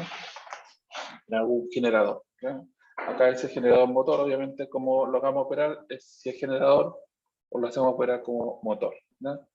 Y hay proyectos de esto. En la literatura uno puede encontrar, creo que hay un edificio que ocupa como respaldo, un edificio importante, no es cualquier edificio, ocupa esta tecnología. Las baterías, cuando hablamos de baterías, tenemos el panorama acá generalmente, no, una batería, dos baterías, no, es un container o son varios containers llenos de baterías, ¿no? Este es un proyecto de AES Gener en Estados Unidos, donde almacenan energía en baterías. Hay proyectos mucho más nuevos, por ejemplo, algo que se hizo en Australia por ahí, que fue bien famoso, y hay otro tipo de proyectos, pero no hay que pensar en una batería, sino cuando hablamos en la gran escala de bancos de baterías. Concentrador solar de potencia, acá tenemos el cerro dominador. ¿Qué hacemos acá? Por acá arriba tenemos un proyecto fotovoltaico, creo que es de 110 megawatts, no recuerdo bien. Y el concentrador solar de potencia, que es todo de acá abajo, una potencia similar. Acá no tomamos energía de la red, ¿ya? Acá lo que hacemos es aprovechar siempre el sol. Estos que se ven acá en círculo, acá tenemos esta torre que está en el centro de estos círculos, se llaman helióstatos, son espejos bien grandes, digamos, que lo que hacen es capturar el sol y reflejarlo a la punta de esta torre, ¿ya? Acá arribita, ¿ya? ¿Y qué tenemos? Todo este espejo reflejando el calor del sol en la punta de la torre. La punta de la torre puede llegar a temperaturas del orden de 500-600 grados Celsius, ¿ya? ¿Y qué hacemos? Acá ustedes pueden ver dos estanques, acá abajito. Son sales fundidas. es un fluido muy particular, con propiedades bien particulares. Uno está fría, el otro está caliente. En un inicio de la operación tomamos la sal fundida fría, la elevamos, la calentamos y se almacena en el otro estanque a temperatura. Se almacena a 500 grados en el otro estanque. Entonces, ¿qué tenemos? Tenemos calor almacenado. ¿Qué hacemos con este calor? Lo metemos a un ciclo de vapor, como le explicaba antes. Este calor, 500, 600 grados, lo tomamos, producimos vapor, el vapor lo metemos en una turbina de vapor y producimos energía eléctrica. Esto es lo que está en Chile, en Cerro Dominador, en el norte de Chile, en el desierto de Atacama, comuna de María Elena. Esto existe y está operando, ¿ya? Y está operando acá en Chile. Ahora, todas estas cosas es importante tenerlas claras para después vincularlas con el hidrógeno, porque como hablar del hidrógeno desde el aire como que cuesta aterrizarlas después. El hidrógeno, no sé qué queda acá esta raya. El primer átomo, ¿ya? Yo siempre le digo, cuando empiezo a conversar del hidrógeno, que esto es una larga historia. El hidrógeno tiene más de... El hidrógeno que existe en el universo, en su inmensidad, tiene más de 13.800 años de vida, ¿ya? Y acá hay una imagen del hidrógeno. Esto es hidrógeno. Uno cuando mira estas lindas fotos en internet, del universo, de galaxias, obviamente hay filtros especiales que refuerzan los colores rojos, pero el color rojo es una propiedad del hidrógeno, se llama emisión H-alfa. Las galaxias, cuando tienen mucho hidrógeno, y este hidrógeno está excitado electrónicamente, emite radiación, y emite estos tonos rojitos, que se ven tan bonitos en las fotos. Entonces el universo está lleno de hidrógeno.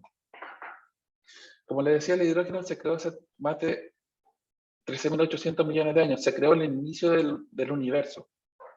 Sea la teoría que queramos creer, el Big Bang, teoría inflacionaria, y creo que hay dos más o menos interesantes de leer por ahí, cómo se creó el universo. Había una sopa de quarks, de partículas elementales, se juntaron y crearon los primeros átomos. Y los primeros átomos que se crearon fueron hidrógeno, y después cuando se enfrió un poquito más el universo, se creó helio. Y ahí se creó el hidrógeno. Del orden, acá dice, del orden de los 100 segundos más o menos después de que hubo el Big Bang, del orden de los 100 segundos se creó el hidrógeno. Entonces el hidrógeno, y después un poquito más adelante se empezó a crear el helio, que es el elemento en la tabla periódica que le sigue. Entonces muy viejo el hidrógeno, tiene 13.800 millones de años de vida. Y el hidrógeno que se creó en este proceso es el hidrógeno que se ha arrastrado en toda la vida del universo, ¿ya? Obviamente el hidrógeno ha ido evolucionando a elementos más pesados, pero no se ha vuelto a crear nuevo hidrógeno. Ojo con eso, ¿ya? Que el hidrógeno que se creó aquí no se volvió a crear más hidrógeno. No hay proceso en el universo que permita crear más hidrógeno, ¿ya? Casi el 74%, casi 3/4 de la composición del universo es hidrógeno. Después viene un helio y después un poquito de todo lo demás, ¿ya?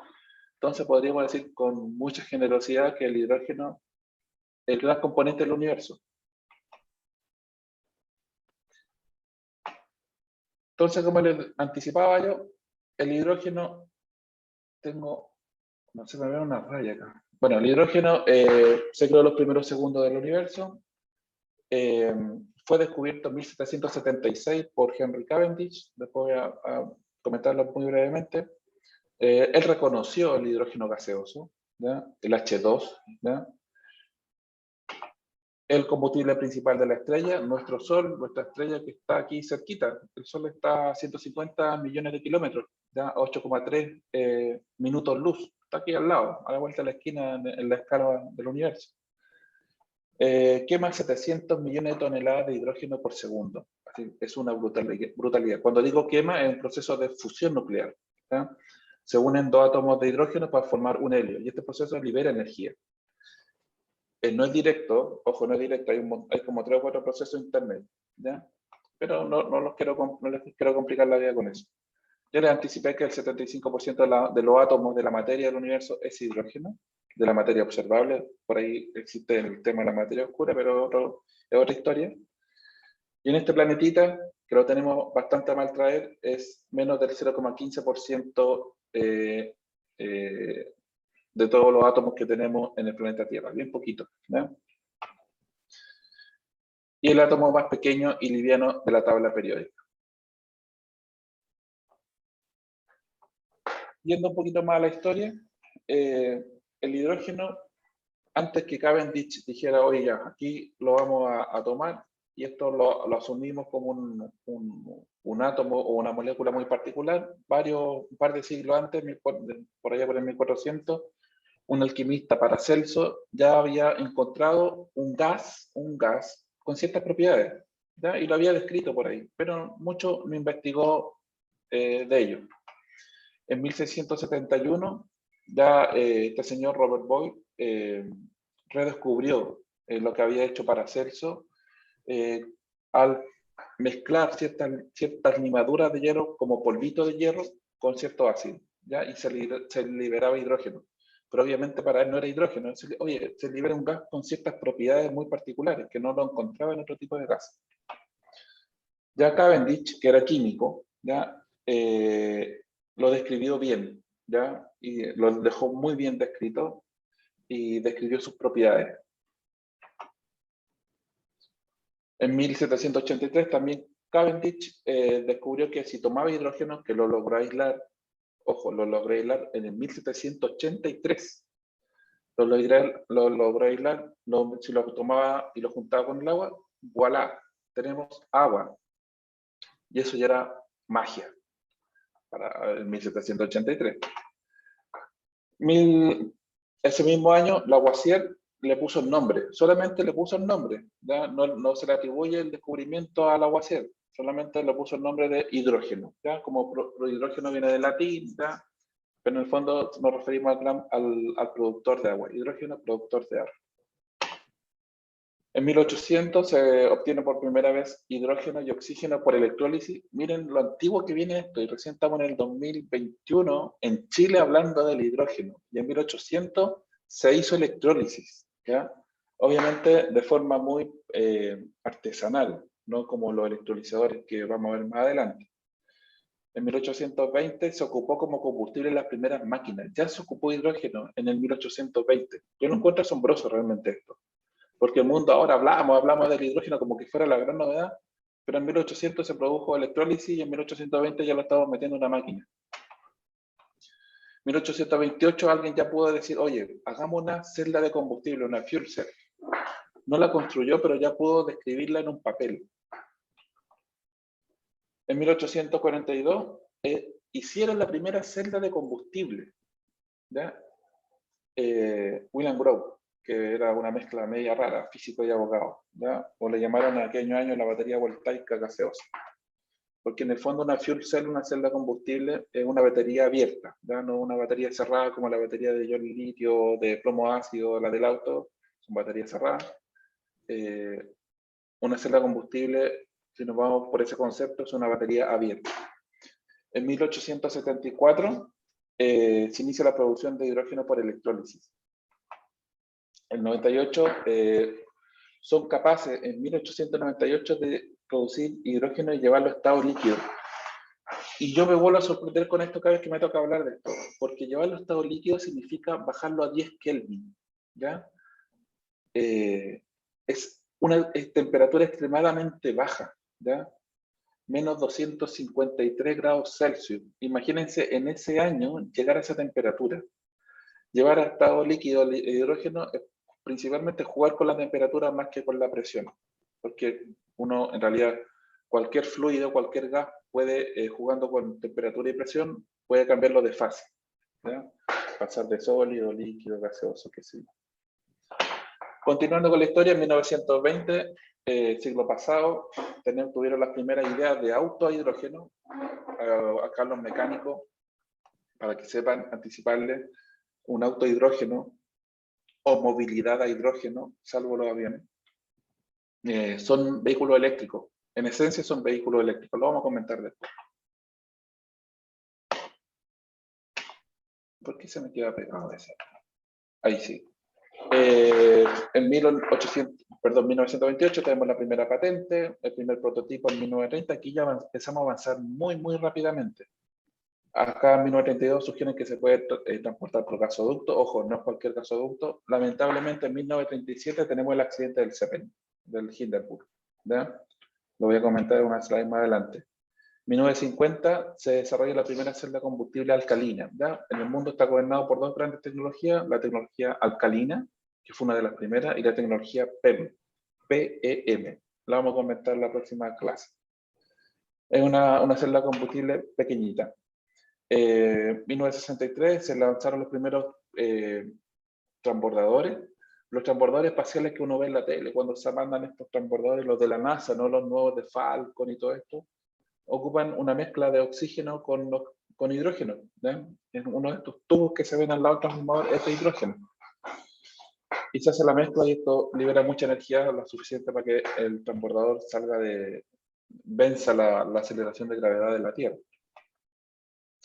En los años 60-70, la tecnología del hidrógeno viajó al espacio, viajó a la Luna, en las misiones Gemini y Apolo de la NASA.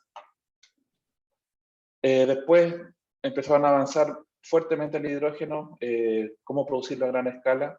Se creó la primera asociación del hidrógeno en 1970, Asociación Internacional del Hidrógeno, el primer simposio, hoy en día hablamos de webinar por el contexto pandémico, pero el primer simposio del hidrógeno se hizo en 1973, después la economía del hidrógeno, se empieza a hablar mucho del hidrógeno en los años 70, y en 1980 empezamos a tratar de materializar vehículos, autos, buses, en concreto buses que funcionaran a hidrógeno. En el 89, Perry Energy System junto a Ballard, empresa canadiense, que Ballard todavía existe. Ballard es una empresa más top del mundo que produce celda de combustible. Producen celda de combustible para usar en submarinos. Un poquito más adelante, en 1993, Ballard Power System, ya, como les decía, todavía existe, una empresa canadiense, hace el primer proyecto de un bus a hidrógeno, ¿ya? Sin ningún problema. No, nadie se murió, nadie se accidentó, ya, sin ningún miedo. A pesar de que estaba este temor del Zeppelin. Y viene después todo el apoyo de la DOE, el Departamento de Energía de Estados Unidos. Eso fue, aquí lo hice muy resumidamente, generalmente me explayo más en cada una de estas cosas, lo conversamos, lo discutimos, de por qué el hidrógeno, y ahí viene como una crítica un poco más a título personal. Hoy día se habla tanto, ya en el 2021, cuando tiene más de 200 años que el mundo ha estado evolucionando, dividiendo la molécula de agua con electrólisis, produciendo celda de combustible. La celda de combustible es un equipo que toma hidrógeno y produce energía eléctrica. ¿Ya? Viene hace mucho rato, viajó al espacio, etcétera, etcétera, pero acá en Latinoamérica, en Chile en especial, recién estamos hablando como una gran tecnología cuando ya el mundo ya la tiene adoptada hace bastante tiempo. Algunas propiedades, ¿ya? Aquí vamos a cosas más técnicas. El hidrógeno no tiene color, no tiene olor, no se percibe, ¿ya? Inodoro, incoloro, insípido, no es tóxico, no es radioactivo, ojo con esto, porque alguien me comentó, no, pero eso es peligroso, es radioactivo, nos va a dar cáncer. No va a pasar eso. No va a decaer en ningún elemento radioactivo, no vale. Y le voy a decir por qué no es radioactivo, porque no tiene neutrones. ¿Qué quiere decir esto? Que los elementos radioactivos, el uranio, el plutonio, son radioactivos porque emiten espontáneamente neutrones. El hidrógeno no tiene neutrones, es un protón en el núcleo atómico, un protón y un electrón que lo orbita, y se acabó. Eso es el hidrógeno, no hay protón. Masa atómica, una unidad atómica. La masa molecular, cuando hablo de masa molecular, es 2. O sea, se une, cuando hablo, no es que se unan dos átomos de hidrógeno. Cuando hablo del hidrógeno molecular, es dos núcleos, un hidrógeno con carga positiva, uno con carga negativa, uno que en el fondo lo que hace es que le está faltando un electrón, se unen para finalmente formar una molécula de hidrógeno. Y acá hablamos del H2. Y yo escribo muchas veces H2 para referirme al hidrógeno. Pero en química, el H2, uno cuando escribe H2 se está refiriendo a una molécula de hidrógeno. ¿Ya? Hay isótopos también, está el proteo, el deuterio, el tritio, lo que hacemos aquí es sumarle neutrones, ¿ya? Que no es lo natural. Por eso el deuterio es muy poquita la cantidad que existe, el tritio, y después tenemos hasta un H7. ¿Qué quiere decir un H7? Es un átomo de hidrógeno donde tenemos en el núcleo un protón y tenemos 6 neutrones, ¿ya? Y un electrón dando vuelta, ¿ya? O electrón puede no estar. Aquí uno de los grandes problemas que tiene el hidrógeno, como el átomo más pequeñito que existe, la molécula más livianita que existe, tiene poquita densidad. 1 kilo de hidrógeno ocupa del orden, a esta presión y esta temperatura, del orden de 14 litros. Y ojo con esto, cuando uno habla de un gas, ¿ya? Y téngalo presente en especial para el taller 4, cuando uno habla de un gas, oye, yo siempre voy a hablar en masa, en kilos de hidrógeno, ¿ya? Porque cuando me quiero referir a volumen, a cuántos litros, metros cúbicos de hidrógeno equivale, siempre hay que saber a qué temperatura y a qué presión lo vamos a estar ocupando, ¿ya? O almacenando.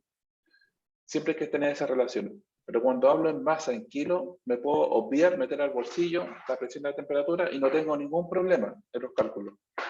Pero si yo quiero hacer los cálculos con unidades de volumen, metros cúbicos, litros, galones, lo que quieran, hay que decir, oye, ok, perfecto, pero ¿a qué presión y temperatura estamos conversando? Porque no es lo mismo a distintas presiones, a distintas temperaturas. La densidad del hidrógeno, muy pequeñita, 0,089 kilos por metro cúbico. Ojo, la N quiere decir metro cúbico normal, ¿ya? Normal es una condición de una atmósfera y 0 grados Celsius. O 0.083 kilos por metro cúbico, S quiere decir estándar, metro cúbico estándar. Y quiere decir estándar, son condiciones estándar a una atmósfera y 20 grados Celsius, ¿ya? Entonces, cuando uno habla de volumen, tiene que decir en qué condiciones está. Y generalmente uno habla de condiciones normales, metro cúbico normales, o condiciones estándar, S metro cúbico, ¿no? Hasta de acá. Punto de ebullición, 20 grados Kelvin. Punto de fusión, 14 grados Kelvin. Poder calorífico superior e inferior. Acá tiene gran plus el hidrógeno, en estos numeritos que están acá. Y por esta razón, debería haberlo destacado acá y reforzado mucho en la imagen visualmente. Por este numerito que está acá, 120 megajoules por kilo, esta es la gran gracia que tiene el hidrógeno. Por eso se habla tanto del hidrógeno, por eso es tan importante la cantidad de energía que tiene 1 kilo de hidrógeno. Esto lo hace tan relevante y que lo metamos en un auto, lo metamos en una celda de combustible, lo ocupemos para movernos, para generar energía eléctrica, etcétera, etcétera. La cantidad de energía que tiene en 1 kilo. ¿Y por qué? Vienen en la slide que viene. Antes de comentar el por qué, brevemente para quitar los miedos que pueden haber respecto al hidrógeno, el accidente del Hindenburg, el Zeppelin, se dio por condiciones muy particulares de la torre de anclaje, el sector era un sector muy seco, había mucha carga estática, el material del Zeppelin propiamente tal. ¿Qué pasó acá? Como era muy seco, había mucha carga estática dando vueltas y esta torre no estaba bien aterrizada eléctricamente, se generó un arco. ¡Pum! Saltó un rayo de la torre a la superficie del Zeppelin. Escucha, saltó un arco, se encendió no sé, el plástico, qué sé yo lo que era esto, la lona. No era lona, algo obviamente que contenga el hidrógeno, y se quemó, ¿no? Accidente del Zeppelin. Y se quedó con eso en la retina. Pero se dieron condiciones para, ¿ya? Por otro lado, ¿qué tenemos acá al lado derecho? Un proceso de quema, de combustión del hidrógeno versus la gasolina en un auto, ¿ya? ¿Qué pasa? Tenemos el autito acá y empezamos el proceso de quemado, ¿ya? Forcemos que esto explote, que se queme. Hagámosle, ¿y cómo lo hacemos? Pucha, le prendemos fuego al estanque de gasolina y el hidrógeno hay que perforarlo. Perforar el estanque, porque perforamos el estanque, el hidrógeno sale y se combustiona muy rápidamente con el oxígeno del ambiente y se quema con una llama muy particular. Miren la llama, esta es muy particular. Y siempre es así, ¿ya? Una llama muy vertical, ¿ya? Muy vertical y muy energética en la llama misma, pero no radia mucho calor en el entorno. Como es una llama muy particular, la del hidrógeno, a diferencia de una llama de la gasolina. Si se fijan, a los 3 segundos tenemos esta imagen, ¿ya? El auto ya se está quemando, a los 60 segundos ya se está extinguiendo el hidrógeno y no produjo mayor daño, como lo pueden ver ahí, como que dañó la maleta, la tapa de la maleta y sería. Acá tenemos la escoba con el auto a gasolina. A los 90 segundos, miren, ahí no sé si lo alcanzan a ver, ya casi no hay llama, no hay nada, es como... Y el auto ya está quedando basura, y después de 140 segundos más no quedó auto, y obviamente acá el hidrógeno ya se escapó todo y no pasó absolutamente nada, ¿ya? Esto es una imagen que me gusta mostrar para derribar estas barreras que hay de miedo con el hidrógeno por temas de seguridad. No voy a entrar mucho en detalle en esto, la comparación del hidrógeno en distintas unidades, en kilos, metros cúbicos normales, el litro, el kilowatt hora, ¿no? Porque para mí es más importante mostrarle esto, ¿no? Que me queda muy poquito paciencia. Las comparaciones, lo que les decía antes, un kilo de hidrógeno tiene 120 por el poder calorífico inferior, 120 megajoules de energía. Megajoule, yo les dije al principio, chuta, megajoule, ¿qué es eso? Hoy que enredado este hombre hablando. 120 megajoules en términos más cotidianos son 33,33 kilowatt hora, ¿ya? De energía. Entonces, un kilo de hidrógeno es tener almacenado 33,3 kilowatt hora de energía. Eso es mucho, comparativamente con otros combustibles. Para que nos hagamos la idea, un kilo de hidrógeno equivale casi a 2,8 kilos de gasolina, ¿ya? Y esta es la mejor comparación, en la otra no sale muy bien parado porque un litro de hidrógeno de 350 bar equivale a 0,01 litro, ¿ya? Aquí no estamos muy bien parados cuando hablamos en unidades de volumen, pero en unidades de masa, ¿ya? Cuando el peso es importante, un kilo de hidrógeno equivale energéticamente, ojo, energéticamente a casi 3 kilos de gasolina. Por el lado de la energía que tiene almacenada, ya les anticipé, un kilo de hidrógeno, 3 kilos por kilojoule por gramo, son casi 120 kilojoule por gramo, o 120 megajoule por kilo, es lo mismo, ¿ya? El metano, 50, el propano 45, la gasolina 44, ¿ya? El diésel 42.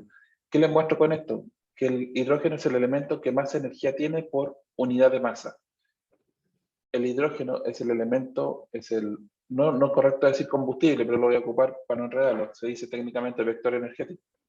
El hidrógeno es el combustible que más energía tiene por kilo. Si comparamos un kilo de hidrógeno contra un kilo de metano, contra un kilo de propano, contra un kilo de gasolina o un kilo de diésel, ¿ya? Por favor, mantengan esto siempre en sus cabezas, porque por eso se habla tanto del hidrógeno, por esta tablita, ¿ya? Digamos, el hidrógeno le da paliza energéticamente a cualquier otro combustible que tengamos y que ocupemos para producir calor o energía eléctrica.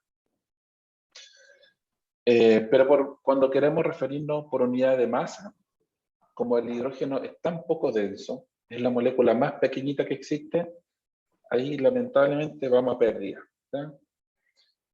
Cualquier combustible tiene más energía por metro cúbico, ¿ya? A estas condiciones, a 15 grados Celsius y a una atmósfera. 10.000 kilojoules contra 32.000 del metano, 86.000 del propano, la gasolina ni que hablar, ¿ya? Eso es porque está en estado líquido. Entonces aquí como que nos sale muy bien parado.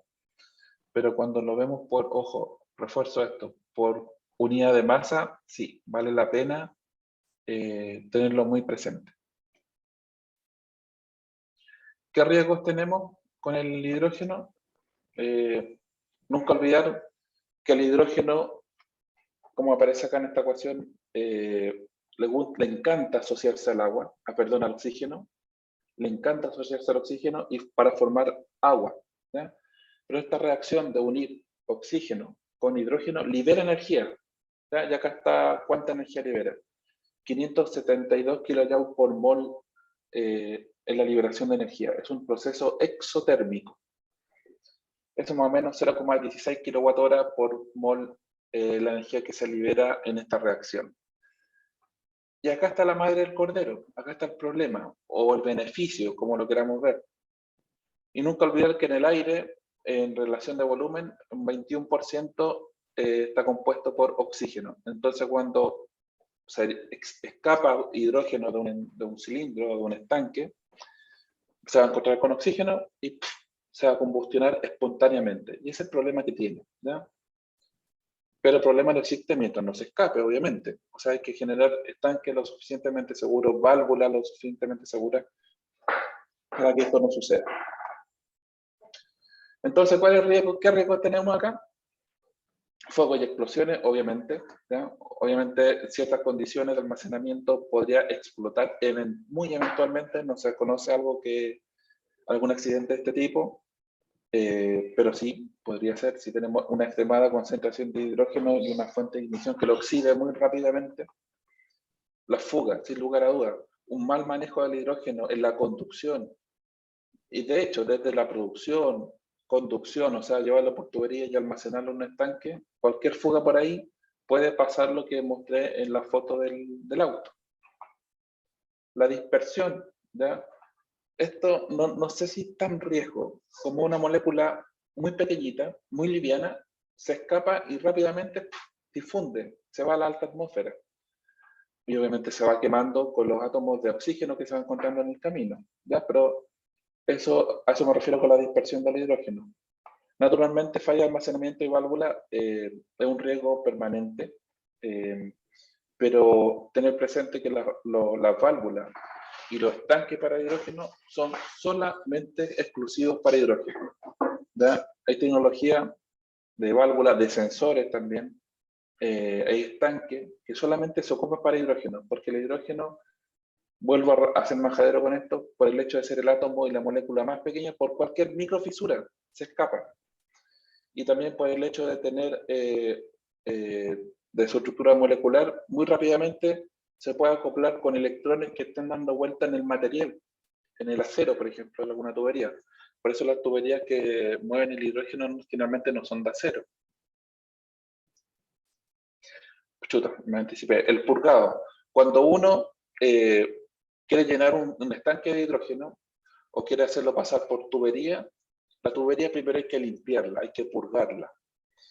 ¿Por qué? Porque obviamente si yo tengo una tubería va a estar llena de aire. ¿Y qué pasa si yo brillantemente le empiezo a meter hidrógeno para transportar el hidrógeno? Se va a combustionar con el aire que está dentro de la tubería y vamos a tener una catástrofe no menor.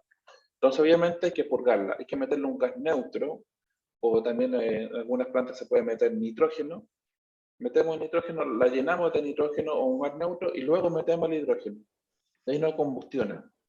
¿ya? Y se vacía y después empezamos a bombear el hidrógeno. Entonces el proceso de purgado. También, ¿qué tenemos que tener presente? Cuando se encuentra con óxidos metálicos, con óxido, el hidrógeno cuando se encuentra con óxido, material oxidado, esto favorece más oxidación y se produce más calor. Muy dañino, muy agresivo con varios materiales. Ya les anticipaba las válvulas, tuberías, junturas, ¿ya? No es cualquier junta que se ocupe para unir dos tuberías que conducen hidrógeno. El coeficiente de Joule-Thomson, no sé si lo ubican por ahí, es negativa temperatura ambiente. O sea, cuando liberamos hidrógeno que esté comprimido, el hidrógeno aumenta su temperatura. A eso me refiero con un coeficiente de Joule-Thomson negativo. Si tenemos el hidrógeno a alta presión, ¿ya? Y lo liberamos a una presión menor, esto genera temperatura. El hidrógeno aumenta su temperatura. Y generalmente en otro tipo de gases no sucede esto. ¿ya? Por eso existen los aire acondicionados y los refrigeradores. Forma mezclas explosivas con muchos gases, o sea, ecuaciones similares a esta, cuando encuentra otro gas, aquí el ejemplo más cotidiano el oxígeno, libera energía y se ve acá en estos numeritos, es un proceso exotérmico. Bueno, ya he sido bastante majadero con esto. Al ser una molécula muy pequeña y liviana, se difunde, se mete en cualquier ladito dentro de los materiales. Y esto lo termina dañando, ¿ya? Termina fracturando los materiales, especialmente los aceros, los fierros, etc. Y Creo que era eso, el panorama rápido que quise darles hoy día, un poquito de energía, un poquito de potencia, para finalmente hablar más de las propiedades del hidrógeno. La próxima sesión, el próximo jueves, voy a hablarles de cómo se produce, cómo se almacena, y voy a introducir de cómo se puede ocupar principalmente por el área eléctrica, ¿ya? Porque ustedes son del área eléctrica principalmente, ¿ya? Y hay un desafío súper interesante para el área eléctrica que los fabricantes de celdas de combustible ya lo tienen solucionado, ¿ya? Pero como que ellos nomás dijeron, ya sé cómo hacerlo, y no se lo digo a nadie, ¿ya? Pero lo vamos a conversar más adelante. Y en la tercera sesión vamos a tratar de dimensionar un sistema. Cuando me dicen, oye, quiero suministrar con hidrógeno una casa, eléctricamente hablando. ¿Qué celda de combustible ocupo? ¿Qué planta fotovoltaica necesito tener? ¿Qué electrolizador? ¿Qué potencias? ¿Qué potencia en el electrolizador? ¿Qué potencia en celda de combustible? ¿Cuánto le tengo que almacenar? Vamos a tratar de armar un esquema respecto a eso porque se dimensiona un sistema, ¿ya? Es el panorama para la tercera sesión, por lo menos de mi parte. Y después, en la cuarta y quinta, van a venir a conversar personas externas que le van a dar un panorama más global. Yo hablo como muy de lo técnico, muy de lo técnico, y las otras sesiones de otros colegas van a ser más que estamos haciendo como país y como mundo, como a nivel mundial. Muchas gracias por la paciencia, por el interés, preguntas, dudas, consultas. Sí, con respecto a las fugas, a pesar de que entendí que no es peligroso, pero ya existen algunos detectores de fuga, ya que es incoloro, Sí, inodoro. hay sensores. Sí, Carlos, hay sensores para que detecten el hidrógeno. Sí, hay gente que obviamente en Chile fabrica hidrógeno, Linde, Indura, Air Liquid. Indura, no me recuerdo si tú lo estás haciendo o no, pero Linde sí, por lo menos acá en Concordia hay una planta. Air Liquid también está produciendo hidrógeno y obviamente todo este proceso está monitorizado y hay sensores, ¿ya? Que detectan hidrógeno, detectan fuga. Son muy particulares y no son baratos, ¿ya? En realidad no es que no sea peligroso, ojo con ese concepto, depende de cuánto hidrógeno se me escape, la concentración. Si la memoria no me falla, sobre un 4% de concentración en volumen, ya es peligroso, que ya combustiona rápidamente. Si está inferior a ese número, como que no alcanza a generar un gran problema, digámoslo así, ¿ya? Más allá de perder hidrógeno, que no es barato producir, pero no es que vaya a dejar la escoba, ¿ya? Va por el lado de la concentración, igual como el gas natural o el gas de GLP. En realidad, si se escapa en la cocina, como que no va a pasar nada, pero ya si tenemos mucha concentración, cualquier cosita explota, ¿ya? Hay que relacionarlo con la concentración, igual que el gas natural, el GLP, ¿ya? El hidrógeno es lo mismo. ¿Alguna otra pregunta, duda, consulta, crítica, reclamo, insulto? No, insultos no, por favor. César Álvarez, ahí tiene la mano arriba. La verdad que no es una duda técnica, sino que es una consulta administrativa. No pude abrir el link para la asistencia. Pues yo creo que es por un problema de configuración del sistema del navegador que tiene el computador y no pude, por lo tanto no voy a poder quedar presente. ¿Puede, por favor, mandar un correo a Enzo? Ya. Y Enzo después lo registramos a mano, por favor, con sus datos, el nombre suyo, colegio, comuna. ¿Ya? Sí. Ahí lo registramos. Ok, gracias. Gracias. Bueno, si no hay más preguntas, no hay más dudas, muchísimas gracias por el interés. Vamos a subir esta grabación a un link de YouTube, le vamos a mandar el PDF con lo que les mostré hoy día y nos estamos viendo el próximo jueves a las 16 horas en este mismo canal, por este mismo formato, ¿ya?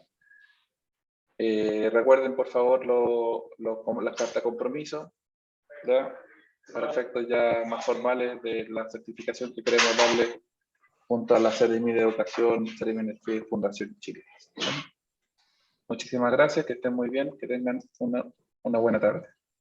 Sí, Hasta muchas luego, gracias. gracias. Gracias, Pablo, por todo. La verdad que fue bien aclarador. Para los que no somos del área, fue súper bueno. Así que gracias por eso. Alegro. Me alegro que les guste y aclararon su panorama un poquito, aunque sea. Que esté muy bien. Listo. Que estén muy bien todos.